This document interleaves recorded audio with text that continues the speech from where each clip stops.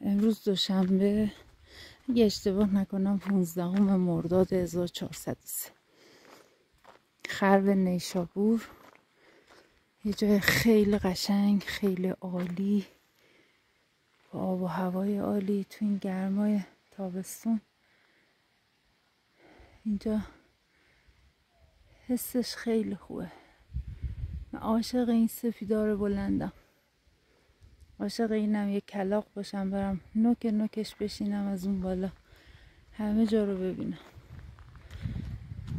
اینجا شهر بام‌های طلاییه، به خاطر اینکه آلو بخاراش زیاده و از این فصل دیگه شروع میکنن روی پشت بوماشون آلو خوش کردن و آلوها طلایی میشه. بوته‌های تمشکم که پر فراوون شاتوت داره الان. عالیه، عالی، یه جای خیلی قشنگه. خربم بهش میگن، خورم بهش میگن. فکر میکنم تازگی اسمشو به خور باز تغییر دادم.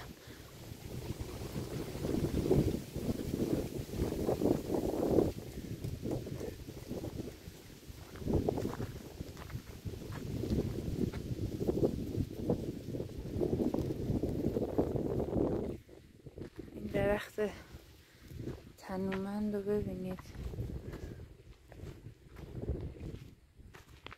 از زیر پاشم جوی آب رد میشه و عالی، عالی.